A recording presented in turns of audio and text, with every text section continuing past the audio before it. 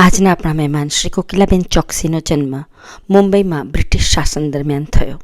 લગભગ 17 વર્ષની વયે તેઓ લગ્ન ગ્રંથિથી જોડાયા અને 19 વર્ષની વયે માતૃત્વ ધારણ કર્યા બાદ તેમણે આગળ ભણવાની ઈચ્છા વ્યક્ત કરી. તેમના પતિ અને પરિવારના અન્ય સભ્યોના સહકારથી તેમણે મેટ્રિક અને કોલેજનો અભ્યાસ પૂર્ણ કર્યો. ત્યારબાદ ફિલોસોફી અને સાયકોલોજીમાં BA ગોલ્ડ મેડલ મેળવ્યું. તેમણે ગુજરાતી અને સંસ્કૃતમાં MA તથા BEdની પદવી પ્રાપ્ત કરી. શાળા અને કોલેજમાં અધ્યાપક તથા પ્રાધ્યાપકની ભૂમિકાઓ નિભાવી છે. તેઓ લાયન્સ ક્લબના પ્રથમ મહિલા સેક્રેટરી રહી ચૂક્યા છે. કરોનાકાળ દરમિયાન લોકડાઉનને કારણે બહાર કાર્યક્રમમાં જવાનું બંધ થતાં પરિવારના સભ્યોના સહકારથી ગુજરાતી સાહિત્ય ફોરમ સંસ્થાની સ્થાપના કરી.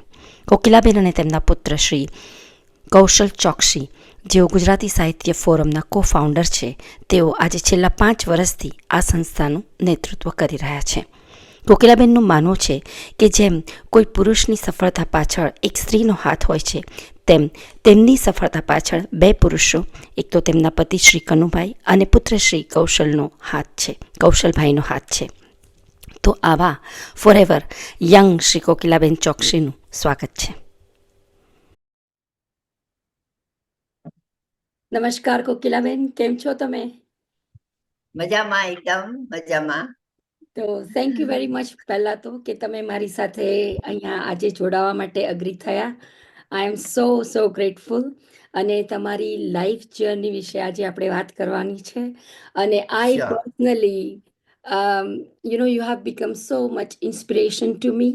અને મને થયું કે ઇટ વિલ બી વન્ડરફુલ કે હું તમારી લાઈફ કેપ્ચર કરી શકું. અને આઈ હા. Really know that how much I wanted to do this, અને તમે ફાઇનલી અગ્રી થયા. So I am so grateful. And thank you so much for coming. Sure, thank you. તમે મને આ તક આપી એટલા બદલ મારે બી તમારો આભાર માનવો તો જોઈએ જ જોઈએ. ના, થેન્ક યુ. હવે Okay. આપણે તો તમારી લાઈફ જર્નીની વાત કરવાના છે, પણ હાજી. એના પહેલા મારે ગુજરાતી સાહિત્ય ફોરમ, જેના તમે વડા છો, એની મારે ખાસ વાત કરવી હતી. તો આપણા શ્રોતાઓને પહેલા ખ્યાલ આવે કે તમારો શું રોલ છે આમાં. તો તમને આ સંસ્થા શરૂ કરવાની પ્રેરણા ક્યાંથી મળી અને એનું ધ્યેય શું છે એ થોડું ઘણું સમજાવો, અને પછી આપણે તમારી લાઈફ જર્ની તરફ જઈએ. ચોક્કસ. અને પ્રેરણા તો એવું થયું કે કોઈક વખત બહાર ગઈ હતી અને એક બહેને એના દીકરાને કહ્યું કે તું જલ્દી ઈટ કરી લે. છોકરીને કે તું રન ના કરીશ. આના ઉપરથી મને થયું કે આવું અધકચરું ગુજરાતી ને અધકચરું ઇંગ્લિશ કેમ બોલાય છે. એટલા પછી પ્રેરણા થઈ કે હવે એવું કંઈક કરવું જોઈએ કે આપણે ગુજરાતી લોકો જ આપણી ગુજરાતી ભાષાને સારી રીતે બોલે. કારણ કે અંગ્રેજી આક્રમણને લીધે આપણી ગુજરાતી ભાષા થોડી હાંસિયામાં જતી રહી, અને એ હાંસિયામાં જતી રહી એટલે આપણે એને જો વધારે એના ઉપર ધ્યાન ન આપીએ તો એ વધારે વધારે ભૂલાતી જ જાય. એટલે આપણી આ ગૌરવવંતી ભાષાને જાળવણી, પ્રચાર અને પ્રસારનું કામ કરવા માટેનું ગુજરાતી સાહિત્ય ફોરમ કામ કરી રહ્યું છે. અને વડા તરીકે મારી એક એવું સ્વપ્ન છે કે લોકો ગુજરાતીને, હું ગુજરાતી છું અને મારી ભાષા ગુજરાતી છે, એ ગૌરવ અનુભવે. એવું મારું એક સ્વપ્ન છે. ખૂબ જ સરસ. અને આ કામ તમે ખૂબ જ સરસ રીતના થઈ રહ્યું છે. 5 વર્ષ થઈ ગયા આ સંસ્થાને. અને હું પણ મારી જાતને ખૂબ જ ખુશનસીબ સમજુ છું કે હું પણ એનો પાર્ટ છું. તો આપણે આગળ વાત કરીએ તમારા બાળપણ વિશેની, કે તમારું બાળપણ. અને ખાસ તો મને એટલા માટે ઇન્ટરેસ્ટ છે કે you are the first one who I know કે બ્રિટિશ રાજમાં જન્મ્યા છો, અને તમે મને એની વાત કરવાના છે. સો I am very much excited. ખાસ તો તમારું બાળપણ કેવું હતું અને તે ટાઈમનો માહોલ કેવો હતો? બ્રિટિશ રાજમાં તમે જન્મ્યા હતા. એકચ્યુઅલી જયારે 1947માં આપણે સ્વતંત્ર થયા ને ભારત, એ વખતે મારી ઉંમર 7 વર્ષની, અને 7 ને 5 12 વર્ષની હતી. 12 વર્ષની. હવે એ 12 વર્ષની ઉંમર હતી એટલે એટલી બધી સમજણ પણ નહીં, અને એટલું બધું એ પણ નહીં કે નથી ખબર પડતી. પણ છે ને, એક બાળ સુલભ વસ્તુ મને એવી તે વખતની યાદ રહી ગઈ કે રોજ રાત્રે છે ને તે રસ્તાઓ ધોવાતા હતા, રોજ જ રાત્રે. અને એ ધોવાય ને એ જોવાની મને બહુ મજા પડતી, કારણ કે આજુબાજુ સ્પ્રિંકલર થાય, પાણી અને ધોવાતા હતા. આટલા મોટા મુંબઈ શહેરના રસ્તાઓ ધોવા એ કે નાનું સૂનું કામ તો નહોતું જ, પણ છતાં ધોવા. અને બીજું કે ઘોડાગાડી તે વખતે બહુ ચાલતી, ઘોડાની લાત પડે એટલે તરત ઉપડી જાય. આહ, એટલે ચોખ્ખાઈ માટે ખૂબ જ સરસ રીતે તે વખતે એ યાદ રહી ગયું. અને બીજું યાદ રહ્યું, હિન્દુ મુસલમાનના હુલ્લડ. બહુ ઓહ, નાના હતા ત્યારે, એટલે તે વખતે પણ હુલ્લડો થતા જ હતા. અને અમને જોયું કે કરફ્યુ નામનો શબ્દ પહેલી વાર સાંભળ્યો હતો તે વખતે. right, એટલે એ એક બાળ મન પર એની અસર એવી એક રહી ગઈ છે. right. એટલે ભલે એ લોકો આવ્યા, કંઈક સારું કર્યું હશે, પણ બીજી એવી ખોટી અસરો મૂકતા ગયા છે ને, કે જેથી અત્યારે પણ ભારત એ સહન કરી રહ્યું છે ડિવાઇડ એન્ડ રૂલમાં. That's right. That's absolutely right. ત્યાં તો તે સમયના ભારતમાં અને આજના ભારતમાં તમને શું ફરક લાગે છે? હા, એક તો પહેલી વાત તો એ કે આપણે છે નકલમાં અક્કલ નથી વાપરી. એટલે જેની નકલ કરવા જેવી હતી એ ના કરી, અને જેની નથી કરવાની એ કરી. એમની ભાષાને વળગી રહ્યા આપણે, જે આપણી ભાષા બોલાય. એટલે ભારતમાં તો કેટલી બધી 29 ભાષાઓ છે, દરેક રાજ્યની પોતાની ભાષા છે. એ બધી ભાષાઓ પોતપોતાનું સ્વત્વ ગુમાવી અને ઇંગ્લિશની સામે પડી ગયા. એનો તે વખતે એવું હતું કે ઇંગ્લિશ આવડે ને એનું સ્ટેટસ સિમ્બોલ કે હો આને તો અંગ્રેજી આવડે છે. ઇવન ટાગોર એ પણ અંગ્રેજી વાતાવરણમાં, એમના ઘરમાં બ્રિટિશનું વાતાવરણ, એ રીતે જ મોટા થયા હતા ટાગોર. એટલે શું થયું કે તે વખતે ત્યાં આગળ બ્રિટિશ રાજ્યનો પ્રભાવ એટલો બધો પડ્યો કે એને એની ભાષાને ગળે વળગાડી રાખી. હા, અને એટલે આપણું જે શિક્ષણ હતું, જે પહેલા જે શિક્ષણ હતું કે કેવું કે તમને એ શિક્ષણની અંદરથી તમને જીવનની બધી પદ્ધતિ પણ આવી જાય, તમારી લાઈફસ્ટાઈલ ને બધું આવી જાય, તમારું કેરેક્ટર બિલ્ડિંગ થાય તે વખતે એ શિક્ષણમાંથી. એ બધું જતું રહ્યું અને પુસ્તકીય જ્ઞાન આવી ગયું. એટલે તે વખતનું બ્રિટિશ રાજ્યનું મને એવું લાગ્યું કે એને હજુ પણ આપણે એના પ્રભાવમાંથી એ રીતે મુક્ત નથી થયા. નથી થયા. અને આપણે નથી આપણું થયા.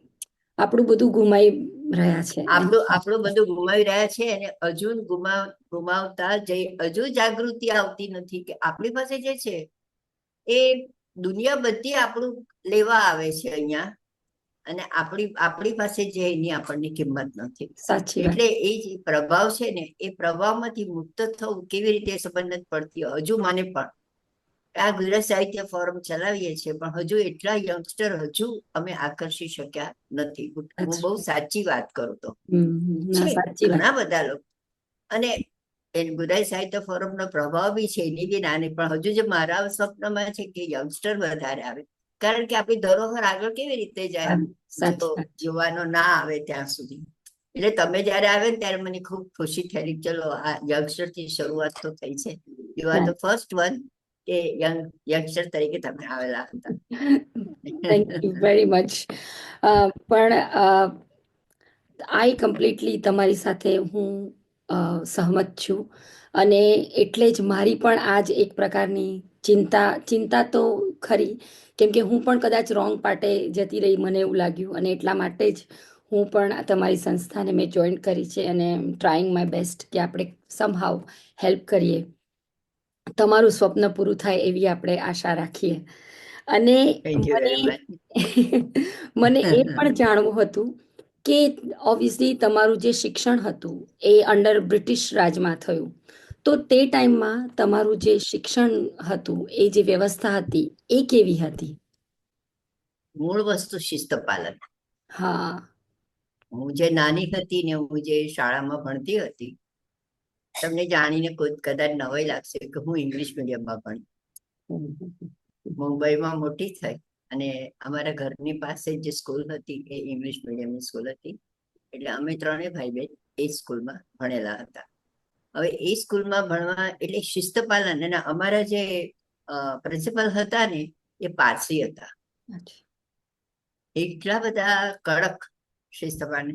અને તે વખતે ને કે દરેક પીરિયડના માર્ક લખાતા, અને દર શનિવારે પછી રેન્ક નીકળે. અને રેન્ક પ્રમાણે બેસવાનું એટલે શું થાય, દરેક વખતે આપણી બેનપણી સાથે જ બેસવાનું ના મળે. ના મળે. એટલે દરેક વાર જગ્યા જુદી થાય, એટલે બધા આખો ક્લાસ બેનપણી. એટલે એ પણ મને બહુ જ ગમતું હતું કે બધાની સાથે હવે હળી મળી ગયેલા, કે તારી સાથે નથી બેસવું એવું ના થાય. એટલે રિંકી આ શું, હેલો, એક બરાબર મિનિટ. છે, બરાબર છે. તો એટલા માટે પ્રિન્સિપલ અમારા એ હતા પારસી, એટલે એ પણ ખૂબ જ શિસ્ત પાલનમાં બહુ કડક હતા. એમને એ એમના રૂમમાંથી નીકળે અને એ જમાનામાં સિલિટોસ પહેરતા, અને ટક ટક અવાજ આવે એટલે કોઈની દેન છે કે આમ પાછળ વળીને જુએ કે કોણ આવ્યું છે. એટલી બધી કડક શિસ્ત. પછી તે વખતે મને યાદ છે, ભલે બસ સિસ્ટમ ઓછી હતી, પણ લાઈનમાં ઉભા રહીને બસમાં ચડવાનું એવું હતું. સાચી જે વાત. અત્યારે તો ધક્કામુક્કીથી ચડવાનું થઈ જાય છે. હમ. હવે થોડોક સુધાર થયો છે. હું આ વખત છેલ્લે મુંબઈ ગઈ તો મેં જોયું કે થોડીક લાઈનમાં, પણ છતાં બધાને ઘરે જવાની ઉતાવળ ને જલ્દી બસ મળે. અને બીજું કેવું થયું, આટલી બધી વસ્તી વધી ગઈ, પોપ્યુલેશન. સ્વાભાવિક એવું થાય, પોપ્યુલેશન સાચી બહુ વાત. વધી હોય ને. પણ હમ. સ્ટીલ એમાં બી આપણે કરી શકીએ એવું નથી કે અમે અમે પેલી વાત કહું કે જાપાન ગયા હતા તો સ્ટેશન પર ઉભા હતા, તો અમારા જે મેઇન લીડર હતા ને એમણે તરત જ કીધું કે ટ્રેન આવે ને એટલે તમે ધસી નહીં પડતા, લાઈનમાં ઉભા રહો, લાઈનમાં જ અંદર જવાનું છે. કારણ કે આપણે ભારતીય લોકોની એવી ટેવ કે આવી છે કે ફટાફટ અંદર જતા રહીએ. હા, સાચી વાત. પણ મેં જોયું કેટલી લાંબી લાંબી લાઈનો હતી. દરેક ડબ્બો જ્યાં આગળ કમ્પાર્ટમેન્ટ આવે ને ત્યાં આગળ લાંબી લાઈનો હતી, અને બધા આરામથી, અને એટલી વાર ગાડી ઉભી બી રહી હતી, એવું પણ નતું કોઈ દોડાદોડી કરવી પડી. એટલે હમ. આ જે વસ્તુ શિસ્ત પાલન છે એ બ્રિટિશ વખતની હતી, એ મને ખૂબ જ મારા મનમાં એ બેસી ગઈ. અને મને યાદ છે કે હું જયારે જે સ્કૂલમાં ભણાવતી હતી ને ત્યારે મેં એ શિસ્ત પાલન મારા છોકરાઓને, મારા વિદ્યાર્થીઓને શીખવાડ્યું. ખૂબ જ સરસ. તો તે ટાઈમમાં વેલ યુ આર ગ્રોઈંગ અપ, તમને કોઈ એવું વ્યક્તિ કે કોઈનું એનું ઇન્ફ્લુઅન્સ રહ્યું હોય કે કોઈ તમારા માટે પ્રેરણાદાયી બન્યું હોય, તો એવું કોઈ રોલ મોડેલ વ્યક્તિ હતું તમારી સાથે? એકચ્યુઅલી છે ને નિમિષ, હું વાત સાચી કરું ને તો કોઈ માણસ સંપૂર્ણ તો હોય જ નહીં. સાચી વાત. તો રોલ મોડેલ તો કેવી રીતે, રોલ મોડેલ એટલે હું એની બધી જ વસ્તુ લઈ શકું. એટલે મારી દ્રષ્ટિએ એક તો મારા શિક્ષકોનો મારા પર બહુ પ્રભાવ હતો, એ તો સાચી જ વાત છે. તે ઉપરાંત મોટા થયા પછી બી મારી દ્રષ્ટિએ રોલ મોડેલ એટલે શું, મેં હવે તારામાં એક ગુણ સારો જોયો, એ ગુણ હું લઈ લઉં. બીજામાં બીજો સારો ગુણ જોયો, એ હું લઈ લઉં. અને I built my character on my own. Absolutely brilliant. Thank you so much. મારું જે વ્યક્તિત્વ છે એ મેં મારી મેળે જ ઘડ્યું. કારણ કે મને તમારામાં જે અમુક વસ્તુ હોય એ મારા સ્વભાવને જચતી પણ ના હોય, સૂટ પણ ના થતી હોય, તો હું શું કરવા લઉં. એટલે મારું ચારિત્ર મેં મારી જાતે જ ઘડ્યું. અને હું હંમેશા બધાને કહું છું કે તમે તમારી જાતને જાતે જ તમે વિચાર કરો કે તમારે કેવા થવું છે. હા, સાચી વાત છે. એ પ્રમાણેનું તમારું ઘડતર થઈ શકે. હા. એટલે રોલ મોડલ એટલે મેં તમને કહ્યું એવું કે એક માણસ નહીં, બધા ઘણામાંથી ઘણું ઘણું લીધું. આપણે શીખવાનું અને છે. બીજું કેવું થાય છે કે આપણે એકલા ભારતમાં કે નહીં, બધે માનવ માત્રની દોષદર્શી દ્રષ્ટિ હોય, કોઈના દોષ પહેલા જોતા હોઈએ. એટલે હું એવું કહું કે દરેક માણસ હોય, કોઈ 99 દુર્ગુણ એક સદગુણ તો હોય ને એનામાં, તો એ સદગુણ તો હું પકડી શકું ને. એબ્સોલ્યુટલી. એટલે એ રીતે તમે જેમ કહો છો એમ રોલ મોડલ, હું પોતે જ મારું રોલ મોડલ એવું કહું તો ચાલે. ખૂબ જ સરસ, ખૂબ જ સરસ. આ ખૂબ જ સરસ શીખવા જેવી વસ્તુ છે. અને સ્પેશિયલી અત્યારે આ વસ્તુ શીખવાની ખાસ જરૂર છે, કેમ કે એટલા બધા ઇન્ફ્લુએન્સર્સ આવી ગયા છે ને, તો people are no specially in social મીડિયામાં એટલા બધા ઇન્ફ્લુએન્સર આવી ગયા કે બધા પોતાની જાતને ભૂલી અને they want to be like someone else. તો આ તમારી જે શિખામણ છે ખૂબ જ સરસ છે. મને મારે આના જેવા થવું છે એવું નહીં, મારે જ થવું છે. સાચી વાત છે. મારે કોઈના જેવા નથી થવું. હવે જ્યારે આપણું ભારત સ્વતંત્ર થયું ત્યારે તમે ત્યાં હતા, અને જે સ્વતંત્ર જ્યારે એ 1947નો ટાઈમ હતો, તો તમારું ઇમોશનલ જે આપણી જે emotionally how did you feel, તમને કેવું ફિલિંગ થતી હતી એ મને ખાસ. હવે એ પહેલા હું તમને એક બીજી વસ્તુ કહી દઉં બ્રિટિશના પ્રભાવની, કે આપણે ત્યાં છે ને તે પહેલા તો આપણે છે ને વર્ષગાંઠ આવી એટલે ઘરમાં સારું બનાવીને વડીલોને પગે લાગીને મંદિરમાં દર્શન કરી, એટલું જ હા. કરીએ. હવે શું થયું, કેક કાપવાની અને મીણબત્તી ઓલવવાની. હમ. આપણા સંસ્કૃતિમાં દીવો પ્રગટાવવાની સંસ્કૃતિ હા, છે, હા, ઓલાવાની નહીં. ઓલવવાની નથી. દીવો સાચું. પ્રગટાવીને આપણા આગળના જીવનમાં પ્રકાશ ફેલાવવાનો છે, ઓલવીને અંધકાર નથી ફેલાવવાનો. એટલે મેં મારા ઘરથી જ શરૂઆત કરી છે કે હું દીવો પ્રગટાવીને બાજીએ મૂકીને કેક કાપો, હું ફૂંક બાંધી ઓલવવાની નથી. એ અમે બંધ કરી દીધું છે ખૂબ જ સરસ, ખૂબ જ સરસ. અને એ આજે હું આ માધ્યમથી એટલા માટે કહું છું કે મારી આ વાત લોકો સુધી પહોંચે, ના, કે ના, તો આપણે આપણા જીવનમાં દીવો પ્રગટાવવો છે, દીવો ઓલવવો નથી આપણે. એટલે મેં તમને કહ્યું, તમે જે બ્રિટિશ પ્રભાવની વાત કરી, આ બી એક પ્રભાવ જ, એમ તો જોઈને જ આપણે કેક કાપતા શીખ્યા ને. હા. નહીં તો આપણે ક્યાં વળી કેક કાપતા હતા પહેલા. ના, ના. એટલે આવું. અને હમણાં તમે મને શું પૂછ્યું? એ જ કે આપણે જ્યારે આઝાદ થયો, જ્યારે હા, દેશ આઝાદ થયો, હા, તો તમને ત્યારે કેવી ફિલિંગ્સ આવતી હતી? હા. એક તો હું નાની હતી એવી સાચું. અને તે વખતે છે ને તે જવાહરલાલ નહેરુએ રેડિયો પરથી ભાષણ આપ્યું. તે વખતે બધાના ઘરમાં રેડિયો ના હોય. હા. રેડિયો એ વખતે લક્ઝરી ગણાતી હતી રેડિયો, ઓહ, 47માં. અચ્છા, અચ્છા. તો જેને ત્યાં રેડિયો હોય ત્યાં બધા ભેગા થઈને બેસી ગયેલા હતા કે શું બોલે જવાહરલાલ. હવે એમણે તે વખતે અંગ્રેજીમાં ભાષણ આપ્યું, એટલે ઘણા લોકો સમજી શક્યા નતા. અને બીજું કે જયારે હું નાની હતી ને એટલે એટલી બધી મુંબઈમાં લાઈટો થઈ હતી, અને જાણે ઘરમાં એક માણસ રહ્યો ના એમ આખું મુંબઈ રસ્તા પર જ હતું. અને એમાં બધા છે ને ટ્રકમાં બેસીને બધે ફરવા લાઈટ જોવા નીકળેલા હતા.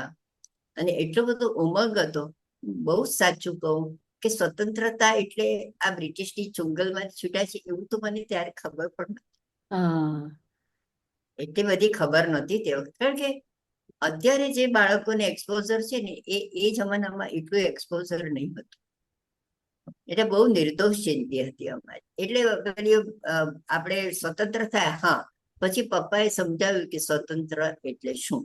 હા. ત્યારે ખબર પડી કે આ બ્રિટિશની ચુંગલમાંથી આપણે અત્યારે છૂટા થયા છીએ. અને હવે પછી શું થશે એની જે વાત હતી, તો પપ્પાએ એમનું સ્વપ્ન મારી આગળ રજૂ કર્યું હતું કે હવે આવું થવું જોઈએ. ઓહ, તો તમને લાગે છે કે એ સ્વપ્ન હવે પૂરું થયું તમારા પપ્પાનું? એટલું બધું નહીં. એમણે રામ રાજ્યની કલ્પના કરેલી. અચ્છા. હા, તો રામ રાજ્ય તો બરાબર છે કે, એટલે રામ રાજ્ય એવો શબ્દ નતો વાપર્યો, પણ હા. એમ કે લોકો ખૂબ સુખી હોય, લોકોને ખાવા પીવાનું બરાબર મળી રહેતું હોય, આપણું પર્યાવરણ ચોખ્ખું હોય, અને કોઈને પણ કોઈ જાતની તકલીફો ના પડતી હોય. નાના ગામડામાં રહેતા હોય તો બે ટંક ખાવાનું તો સારી રીતે મળી જ હા, હા. શકતું હોય. એવી એક કલ્પના હતી. જે અમે જયારે નાના હતા ને નિમિષા, ત્યારે રેશનિંગ નો જમાનો. ઓહ, ઓકે. હા, એટલે અમુક જ અનાજ આપણને મળે, એમાં જ આપણે ઘરમાં ચલાવવાનું. ઓહ.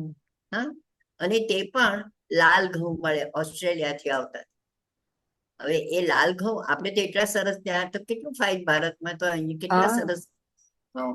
તો એ લાલ ઘઉંની રોટલી ખાવાની ને એટલે મળીએ ને તો પાછી પડે રોટલી. ઓહ. એટલે એવું એવું હતું. એટલે ત્યાં રેશનિંગ માંથી આપણે છૂટીએ. ને ખરેખર ડોક્ટર ઝકરિયા કરીને હતા, એમણે રેશનિંગ કાઢી નાખ્યું. વરસ એક દાડા પછી નીકળ્યું, પણ ઓહો. એમને રેશનિંગ કાઢી નાખ્યું. ઓહ, ખૂબ જ સરસ. અને પછી બાકી અમને છે ને તે સાચું કહું, આટલું સરસ ભારતમાં અનાજ થતું હતું, ક્યાં જતું હતું ખબર નહીં. ચોખા પણ એવા જ ગંદા મળે, એટલું બધું ખરાબ અનાજ રેશનિંગમાં મળતું હતું તે વખતે. અને ઓહ. ખાંડ તો એટલી બધી ઓછી મળે કે વાત નહીં પૂછો. ઓહ, એટલે તે એટલે માટે જ આપણો. હા, એટલે શું થયું કે તે વખતે પપ્પાનું જે સ્વપ્ન હતું છે અત્યારે પણ, એવું થાય ને દરરોજ સવાર પડે કંઈક નવું થતું જ હોય. હમ. એટલે એટલે આપણા સપના પણ બદલાતા જાય ધીમે સાચી ધીમે. વાત. હમ, એટલે સાચી વાત. પપ્પાનું જે સ્વપ્ન હતું એ તાત્કાલિક કદાચ તે વખતે નતું જ થયું. કારણ કે ત્યારે તો 47માં તો નવાખાલી ને બધું કેટલું મોટું થઈ ગયું, હિન્દુસ્તાન પાકિસ્તાન થયા એટલે બધો આખો દેશ બધો રમખાણમય થઈ ગયેલો હતો. એટલે જે ઉમંગ અને એ હતો એ બધો ઉમંગ તો ક્યાંય જતો રહ્યો, એને બદલે વિષાદ આવી ગયો હતો બધામાં. હા. અને એટલું બધું થઈ ગયેલું કે પપ્પા અમને કહે કે ઘરની બહાર 6 વાગ્યા પછી જવાનું નહીં. આટલું બધું થઈ ગયું હતું. ઓહો. પછી ધીમે ધીમે થાળે પડ્યું હમ. અને એ સ્વપ્ન મુજબ આપણી અત્યારે પ્રગતિ બહુ જ થઈ છે. એની ના નહીં, પણ શૈન્ય ભોગે થઈ છે એ વિચારવાનું હા, સાચી વાત છે, બિલકુલ સાચી છે. વાત તમે કહી. હમ. હવે આપણે બીજા તબક્કા તરફ જઈએ. તમારા બચપનથી પછી તમે તે ટાઈમમાં તમે કરિયર વુમન હતા, તમે ટીચર હતા. હવે હમ. એ ટાઈમમાં મને નથી યાદ કે એટલા બધા બહેનો પોતે કામ કરવા બહાર જતા હશે. મોસ્ટ બધી જે ઘરની જે ગૃહિણીઓ હોય તે ઘરનું કામ કરતા હોય આપણા આપણા સંસ્થાના વ્યવસ્થા પ્રમાણે. પણ તમે એવા હતા કે તમે પોતે ટીચર હતા, શિક્ષક હતા. તો તમે આ બધું બેલેન્સ કેવી રીતના કરી શક્યા અને કેવી રીતના તમે સોસાયટીની એક્સપેક્ટેશન્સની આમ જોવા જાય તો સ્લાઇટલી મોર અગેન્સ્ટ તો ના કહેવાય પણ મોર અહેડ, તો કેવી રીતના તમે આ કરી શક્યા? આ એક બહુ સારો સવાલ છે. અત્યારના જનરેશનને સમજવા જેવો સવાલ છે ખરેખર. સામા વેણે તળવાનું હતું. હમ. એ તો તમે સમજી શકો ને કે હા. નદીનું વેણ આમ જતું હોય તો આપણે આમ જવું પડે, એટલે હા. બહુ અઘરું પડે સામા વેણે. પુરુષ પ્રધાન સમાજ હમ. એટલે સ્ત્રીઓ આગળ આવે એમને ગમે નહીં. હવે વેરાવળ મારા હસબન્ડની ટ્રાન્સફર વેરાવળ થઈ ત્યારે મારી ઉંમર 22 વર્ષની. ત્યાં હવે બીજું શું કરીએ? હવે મુંબઈ જેવા શહેરમાંથી વેરાવળ જેવામાં જઈએ એટલે ગમે તો નહીં જ. હા. પણ ત્યાં એક મહિલા મંડળ હતું. એમાં મારા હસબન્ડે કીધું એ મેમ્બર થઈ જાય માટે તને કઈ કંપની મળી જશે. હમ. હવે ત્યાં ગયા પછી પેલું આપણે સિટી સ્માર્ટ ટેસ્ટ તો હોય જ ને, ત્યાં રહ્યા હોય હા. એટલે એ લોકોએ તરત મને કમિટીમાં લીધી. અને કમિટીમાં એવું નક્કી થયું કે દરેક જણે 5-5 મેમ્બર બનાવવાના. તો મેં કહ્યું હું તો કોઈને ઓળખતી નથી, અહીંયા તો પ્રેસિડેન્ટ કે હું તમને લઈ જઈશ. અમે હું બહુ ટૂંકમાં કહું, અમે એક બહેનને ત્યાં ગયા ને પછી પડોરે પોપટ રાજા રામના પેલા બેને મને જે કહ્યું હતું કે આવું આવું બોલવાનું ત્યાં જઈને. એટલે મેં જે બધું કહેવાય ને અમારું મંડળ આમ કરે છે તેમ કરે છે, પછી મેં કહ્યું તમે સભ્ય થશો? તો નિમિષા એ બેન તો એવા વિફર્યા. ત્યાં કઈ અમે અસભ્ય છીએ તો 2 ચોટલા વાળી હાલી વાળી છો મારા ઘરની અંદર? અમે કઈ અસભ્ય છીએ? ને કર મારા ઘરની બહાર ને બહાર કાઢી મૂકવાની વાત. હવે મને શું ખબર કે એને મેમ્બર, મને એમ કે ઇંગ્લિશ શબ્દ મેમ્બર એને સમજ નહીં પડે એટલે મેં સભ્ય શબ્દ વાપર્યો. તો એને સભ્યને સભ્યતામાં લઈ લીધું. ઓહો, મિસઅન્ડરસ્ટેન્ડિંગ. હા, મને મને એવું કે એને મેમ્બર સમજ નહીં પડે એટલે હું સભ્ય શબ્દ બોલી, બાકી એની સભ્યતા વિશે મારે કેટલું નતું કહેવાનું. પણ એટલું બધું પછી જયારે બારનું બહુ રડી તો એ બેને મને પહેલો બોધપાઠ આપ્યો. કોકિલાબેન, જો સમાજમાં કામ કરવું પણ હોય ને તો માન કરતા અપમાન વધારે મળશે. અને આજ સુધી મને બરાબર લાગુ યાદ પડે. છે. લાયન્સ ક્લબની અંદર આજથી 11-12 વર્ષ પહેલા સૌથી પહેલું લાયનેસને લાયન થવાનો ઠરાવ પાસ થયો. એટલે મારી ક્લબમાંથી હું લાયન થઈ. એટલે એવું કહ્યું કે લાયન તો તમે પ્રેસિડેન્ટ થઈ જાઓ, સેક્રેટરી થઈ જાઓ. તો મેં કહ્યું કે સારું. એટલે અમારી ક્લબના લગભગ 80% મેમ્બર્સ કે અમે બધા રાજીનામું આપી દઈશું. કેમ? તો કે અમે બધાએ બંગડી પહેરી છે, આ એક બેન જે કે છે એ અમારે કરવાનું છે. આટલા 15 વર્ષ પહેલાની જ વાત કરું. ઓ રિયલી? હા ઓકે. હા. તો કે અમે બધાએ બંગડી કરી છે, શું વાત કરો છો તમે? એમને એમ કે સેક્રેટરી બનાવો છે, એ કેમ અમારે કરવાનું છે. પછી એટલે મને એમ થયું કે આ વળી જુદી જાતનો, એ પુરુષ પ્રધાન સમાજ, બરાબર. એટલે એ લોકોને એવું કે એક સ્ત્રી અમારી હેડ કેવી રીતે થઈ શકે. અને પછી 2-3 દિવસ પછી છે ને અમે બહાર ગયા તો એમની દુકાને ગયા. જે ભાઈ મુખ્ય વિરોધ કરતા હતા એમની શોપ હતી, ત્યાં પસાર થયા, તેમને બોલાવ્યા, આવો આવો. પછી મેં એમને કહ્યું કે મેં કહું ભાઈ તમે તે દિવસે કહ્યું પણ હું તો મને તો કઈ આવડતું બી નથી, તમે મને ગાઈડ કરશો, તમે મને તૈયાર કરશો, એ જ પ્રમાણે હું કામ કરવાની છું. મને તો ક્યાં કશું આવડે, તમારા વગર તો મને કશું થવાનું જ નથી. આ તો મારું તો વરસ નકામું જ જશે તમે જતા રહેશો તો.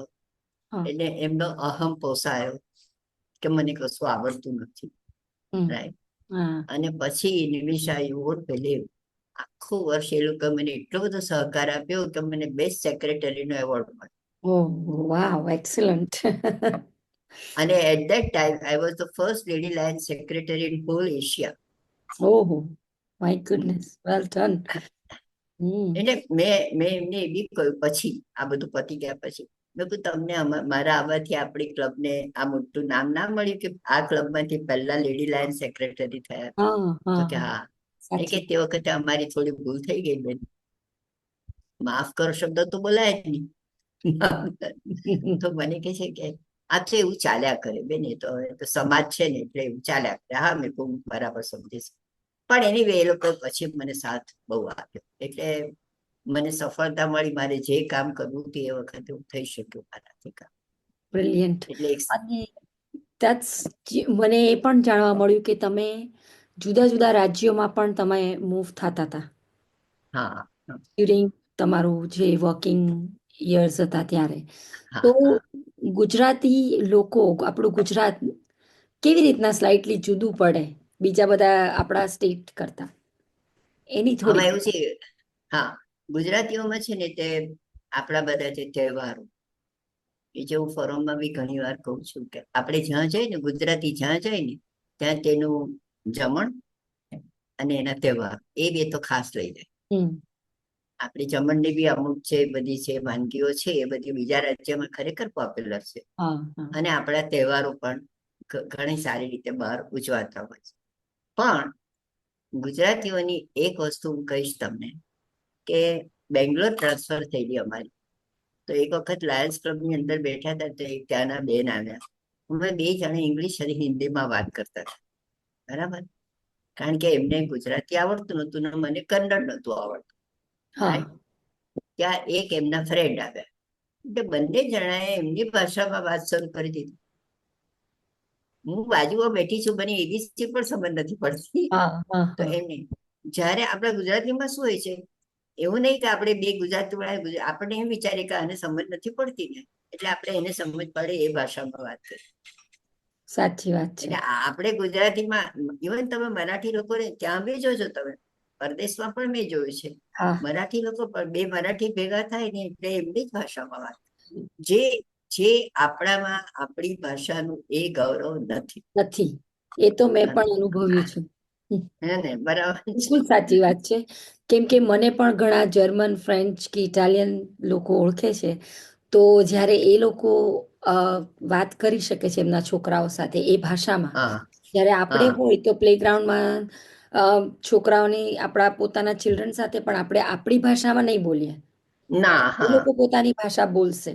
આપણે ફોર સમ રીઝન આપણામાં એ ગૌરવ, આપણી ભાષાનું ગૌરવ નથી. તમે કીધું એ ગૌરવ, હા, એ હું ગુજરાતી છું એનું જે ગૌરવ હોવું હા, જોઈએ ને એ એ ભાષાનું ગૌરવ ગૌરવ નથી. નથી. ભાષાનું ગૌરવ નથી ને, અને એટલે શું થાય છે કે એટલે આપણી ભાષાની અવગણના થાય છે. સાચી વાત છે. અને અત્યારે જો કે ભારતમાં બધા જ રાજ્યોમાં રિજનલ લેંગ્વેજ એટ રિસ્ક છે. જેવું ગુજરાતીમાં છે ને એવું મહારાષ્ટ્રમાં પણ ઇંગ્લિશ મીડિયમની સ્કૂલો બધી બહુ એ થઈ છે. છતાં પણ એક પણ મરાઠી મીડિયમની સ્કૂલ બંધ નથી થતી, જ્યારે હા, અહીંયા તો ગુજરાતી મીડિયમની સ્કૂલો બંધ થાય છે. બહુ જ દુઃખજનકની વાત. એટલે બહુ, આપણા જે એક એમ્બેસેડર છે ગુજરાતી સાહિત્ય ફોરમના, એ હમ. અમદાવાદના છે. એમને બહુ દુઃખ સાથે ગુજરાતી મીડિયમ સ્કૂલ બંધ કરીને ઇંગ્લિશ મીડિયમ સ્કૂલ ચાલુ કરવી છે. સેડ. બોલો, હજુ હમણાંની જ વાત છે, આ જૂન મહિનાથી એને ઇંગ્લિશ મીડિયમ શરૂ કર્યું. એક ત્રણ જ ગુજરાતી મીડિયમના છોકરા આવતા હતા, તો મને પોસાય કેવી રીતે ટીચર્સ? સાચી વાત એ છે. બી સાચી વાત છે. સાચી વાત છે. એટલે આપણને પોતાનું ગૌરવ નથી એટલે આ થઈ રહ્યું છે હવે. તો ના, પછી એટલે જ હવે, આમાં આવે છે. સોરી, હા, આપણી ભાષાનું તમને ભવિષ્ય તો કેવું લાગે છે? ના, ભવિષ્ય ઉજળું છે એટલા માટે કહું છું કે અમુક ઠેકાણે મેં જોયું છે. અને બીજું એક વસ્તુ છે કે જે હું યંગસ્ટર પાસેથી અપેક્ષા રાખી રહી છું, એ હમ. અપેક્ષા વધારે પડતી નથી, હું સાચું કહું. કારણ કે પોતાની ભાષા માટે તો તમે જો સાંભળ્યું હોય તો ગુજરાત સાહિત્ય ફોરમમાં કૌશલ નાણાવટી કરીને એક ડોક્ટર આવે, હા, યુએસ વરે છે, હા. હોલિસ્ટિક હિલિંગ ઉપર બોલેલા. એમણે એવું કહ્યું કે હું 7 વર્ષનો હતો ત્યારે અમેરિકા આવ્યો, અને સંયુક્ત કુટુંબમાં રહે છે એ અત્યારે ત્યાં એના કાકા ને છોકરાઓ બધા જ. અને ઘરમાં કમ્પલસરી બધા જ લોકો ગુજરાતી બોલે છે. હમ અને પોતે 7 વર્ષના ગયેલા ને એટલું સરસ ગુજરાતી બોલ્યા કે આપણે એમના માટે માન થાય. એટલે છે એવા લોકો બી છે કે પોતાની ભાષા પ્રત્યે એ લોકોને માન સન્માન છે, પણ એ છે ને બહુ ઓછું પર્સન્ટેજ, બહુ ઓછા છે. અને એ આ તમારા માધ્યમ દ્વારા, આવી જે સોશિયલ માધ્યમો જે છે ને બધા, એના દ્વારા જ આનો પ્રચાર થશે. એબ્સોલ્યુટલી. હા. અને હવે બીજી એક દુઃખદ વાત તમને કરું કે હમણાં 2 અઠવાડિયાથી હું જોઉં છું કે અહીંયા છે ને ઝગમગ કરીને એક ગુજરાત સમાચારની પૂર્તિ આવે છે દર શનિવારે. હવે એ લોકો એમાં એક વાર્તા ઇંગ્લિશમાં મૂકવા માંડી. હા, એ પણ બહુ એટલે દુઃખજનક. હવે હું એમના મળીને વાત કરવાની છું કે આ તમે શું કરી રહ્યા છો. હમ એટલે મને એવું કહેવામાં આવ્યું કે એ લોકો તો મેં કીધું તમે એમ કરો ને, એક રાજા હતો ઈ કે RAJA, આમ હા, ભલે એ સાચી વાત. ઇંગ્લિશ લિપિ ભલે હોય, પણ તમે ગુજરાતીમાં એટલું સમજે તો ખરું ને, તેને ગુજરાતી બોલતા તો આવડે કે નહીં. સાચી વાત. ઇંગ્લિશમાં શું કરવા વાર્તા આપો છો અંદર. એટલે આ છેલ્લા બે અઠવાડિયાથી જ આ થયું છે. હા, એટલે આમાં એવું છે કે આપણે બધાએ સમજીને કામ કરવું જોઈએ ને. આજે મારા તમારા જેવા થોડા થોડા કામ કરીએ તો તમને જે અફસોસ છે કે તમે ભરપાઈ કરવા આવ્યા હતા કે મેં ગુજરાતીની અવગણના કરી છે તો મારે એની ભરપાઈ કરવી જોઈએ. તો સાચું. આજે સમાજમાં આ સમાજે આપણને આ ગુજરાતી જે આપણને આપ્યું છે આપણે પાછું ના આપવું પડે. આપવું જ પડે, એમાં તો કોઈ સવાલ જ નથી. હમ અને હવે મારે, બીકોઝ હમ. હું તો તમને જ્યારથી મળી છું ને, મારે તમને આ સવાલ પૂછવો હતો, તો finally I am going towards that. You are absolutely inspiring woman. I mean, મને કેટલા વખતથી આ ક્વેશ્ચન પૂછવો હતો અને ફાઇનલી મને ચાન્સ મળી ગયો છે, એટલે હવે હું તમને છોડવાની નથી. કેમ કે મેં તમારા જેવું વ્યક્તિત્વ બહુ ઓછું જોયું છે કે જે આટલી ઉંમરે આટલા ઉત્સાહથી કામ કરે, પહેલા તો આટલી એનર્જીથી કામ કરે, તમને આટલું યાદ રહે છે, નવી ટેકનોલોજી તમે આટલી સરસ રીતના વાપરો છો, અને આઈ એમ થિંકિંગ ધેટ ઇઝ અમેઝિંગ. તો આ જે તમારી જે એનર્જી, તમારું ઉર્જા સભર જે તમારું સ્વભાવ છે, અને તમારું જે માઇન્ડ સેટ છે, એ ખૂબ જ યંગ છે. તો એ તમે આ કેવી રીતના બધું જાળવી રાખો છો? આટલું કેવી રીતના થઈ રહ્યું છે? આઈ વોન્ટ ટુ નો. આ બધી ટિપ્સ અમને આપો હવે તમે. આમાં એવું છે કે એક તો મન હોય તો માળવે જવાય, અરે પહેલી વાહ. વાત તો એ જ. બીજું કે આપણે તમે જે ઉર્જાની વાત કરી ને, એમાં એવું છે કે હંમેશા ઉંમરનો કોઈ બાધ નથી. તમે ગમે ત્યારે નવી વસ્તુ શીખી શકો છો. બરાબર. હવે હું અહીંયા એક સિનિયર સિટીઝન ચલાવું છું, તો એ લોકો માટે એમાંથી છે ને શરૂઆતમાં 2-4 જણ મારી પાસે આવે કે અમારા ગ્રાન્ડ ચિલ્ડ્રન અમારી સાથે વાત નથી કરતા, બેસતા નથી. તો મેં કહ્યું કે તમે રામ ને કૃષ્ણ થી આગળ આવો, હા, કારણ કે રામ ને કૃષ્ણ તો એ લોકો ગૂગલમાં જોઈને તમારા કરતા વધારે જાણતા હશે એમના વિશે. એટલે તમે તમારી જાતને અપડેટ કરતા રહો તો તમે આ જનરેશન સાથે ઉભા રહી શકો. અને એટલે જ હું અત્યારે AI આવ્યું છે કે એ બી જાણવાની મને એટલી બધી ઉત્કંઠા છે કે એઆઈમાં શું છે, હું બહુ વાંચું છું એની અંદરમાં. અને બીજું, મારા સંતાનો મને બહુ શીખવાડે છે, રિંકી છે, કૌશલ છે, પિંકી છે, બધા હા, શીખવાડે એવી છે મને, એ બી હા, કરું. પણ મારામાં શીખવાનો ઉમંગ અને ઉત્સાહ બી છે કે કંઈક નવું શીખવાનું. હવે હમણાં આ સોમવારની જ વાત કરું, કંઈક વાત થઈ તો મારા સિનિયર સિટીઝનમાં છે તો કે હવે નવું જાણીને શું કામ છે, આપણે ક્યાં નોકરી કરવા જવું છે. આ આ આ તમે રાખો તમારી વિચારસરણી, ને પછી તમે કોઈ એકલા પડી જાય છે, પછી અલ્ઝાઈમર થાય, બધું જ થાય. હા, સાચી વાત. એટલે તમે જ્યાં શીખતા રહો, અપડેટ કરતા રહો. શિક્ષા એને અપડેટ કરતા રહીએ. અને લોકોને, હું પીપલ પર્સન છું, લોકોને મળવાનું ને વાતો કરવાનું બહુ જ ગમે છે મને. અને એટલે એમાંથી ને એમાંથી ઘણું નવું જાણવા પણ મળે છે. આજે સાચી તમે વાત છે. વાતો કરો તો એટલે ઘણી વાર લોકો એમ કે ખરા કોકીબેન બહુ બોલે છે, પણ બોલે છે તો ધેટ્સ ફાઇન. હા, તો હવે ઇટ્સ આપણી પાસે ફાઇન. 5 મિનિટ રહી છે, તો એમાં મને હા. ખાલી એક વસ્તુ ખાસ જાણવી છે કે તમારી જે દૈનિક તમારું જે જીવનશૈલી, તમારું એક રૂટીન છે, એનું ક્વિકલી અમને વાત કરી દો પ્લીઝ, કેમ કે દેટ ઇઝ ધ કી. ના, એમાં તમને કહ્યું એ શિસ્ત. અમુક ટાઈમે અમુક વસ્તુ થવી જ જોઈએ. હમ બહુ પહેલી આ તો બહુ ઘરેલું વાત છે કે 1 તારીખે ઘરના જાળા બાવા પડવા જ જોઈએ એટલે પડવા જ હમ જોઈએ એવું. એ ગમે તેમ કરીને મારે ટાઈમ મેનેજ કરવો જ પડે. that's એટલે એટલે આજે વર્ષોથી અમુક વસ્તુ અમુક ટાઈમે થવી જોઈએ એટલે થવી જ જોઈએ. અમુક વસ્તુ અમુક ઠેકાણે મૂકી છે તો ત્યાં જ હોવી જોઈએ, એ બદલવાની નહીં પછી.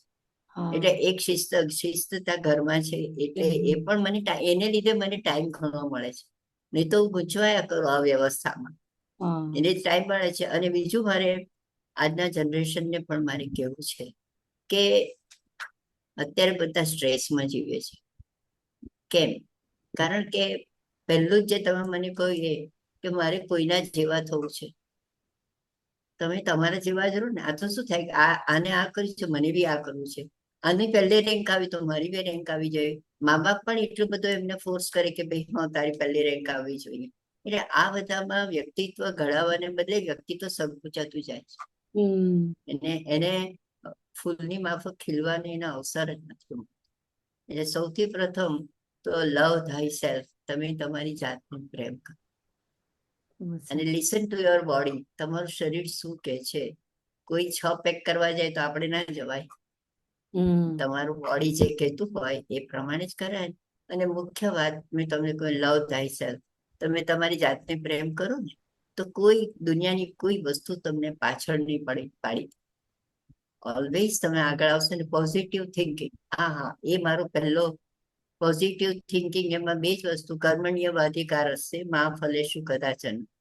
અપેક્ષા રહિત જીવન અને પોઝિટિવ થિંકિંગ, આ 2 વસ્તુ હોય ને તો આ જગ જીતી ગયા. થેન્ક યુ અને સો કોઈ મચ. પણ ઉંમરે કોઈ પણ કામ આપણે કરી શકીએ છીએ. ખૂબ જ સરસ, ખૂબ જ મજા આવી ગઈ આ વાતચીત કરવાની. બસ એક ફાઇનલ અંતમાં એક છેલ્લો સંદેશો બધાને આપવો હોય તો તમે શું આપશો? છેલ્લો સંદેશો મેં કહ્યું કે સૌ પ્રથમ પોઝિટિવ થિંકિંગ રાખવાનું અને એનાથી જ તમે આગળ આવી શકો છો. કારણ કે જ્યારે ત્યારે જો નેગેટિવિટી હોય ને તો તમે નેગેટિવિટીની તો તમે સ્ટેપ આગળ નહીં આવો. હા એટલે પોઝિટિવ થિંકિંગ ખાસ રાખવાનું. અને હમણાં જ મેં કહ્યું એમ અપેક્ષા રહિત જીવન. તમે જેટલી આશા રાખો એટલા પાછળ. કોઈ તમારું કામ કરે કેટલો આનંદ આવે. તમે આશા રાખી હોય અને કામ ના કરે તો શું થાય? That's right. હા, એટલે અપેક્ષા રહિત જીવન એટલે આપણે ગીતાજીના એ 2 વસ્તુ છે. એ મેં કહ્યું એ કર્મણ્યવાદી કે કામ કરે જાઓ, ફળની આશા છોડી ભગવાન ઉપર છોડી દો તમે. અને પોઝિટિવ હકારાત્મક જીવન પ્રત્યેનો હકારાત્મક વલણ. આ 2 વસ્તુ હોય ને તો સ્ટ્રેસ ના આવે ને કશું જ ના આવે ને આનંદથી જીવાય. ખૂબ અને જ એ આનંદ જ મને અત્યારની ઉર્જા જે તમે કહો છો ને એ હા, મારો નિજાનંદ છે. નિજાનંદ એ મને આ ઉર્જા આપી રહ્યો છે. ખૂબ જ સરસ. So thank you so much. આજે ખૂબ જ મને જાણવા મળ્યું અને મારી સાથે આ બધા શ્રોતા મિત્રોને પણ જાણવા મળશે. બસ આવું જ સરસ વ્યક્તિત્વ છે અને તમારું, અને અમને બધાને ઇન્સ્પાયરિંગ તમે કરતા જ રહો છો અને કરતા જ રહેશો. અને આ તો કેપ્ચર થઈ ગયું છે એટલે ફ્યુચરના જનરેશનને બી તમે કરતા રહેશો ફોર એવર. ચોક્કસ થેન્ક ચોક્કસ યુ સો ચોક્કસ. મચ. જ્યાં સુધી શ્વાસ છે ત્યાં સુધી કામ કરીશ એટલું ખરું. Beautiful beautiful. ઓકે. તમે મને આવ્યાને આપ્યો એ બદલ તમારો પણ ખૂબ ખૂબ આભાર કે આ થકી હું દુનિયા સુધી પહોંચી શકીશ તમારા થકી. એટલે થેન્ક એ યુ. રસ્તો આપ્યો એ પણ સરસ છે. Thank you very thank much. You. નમસ્તે. નમસ્તે.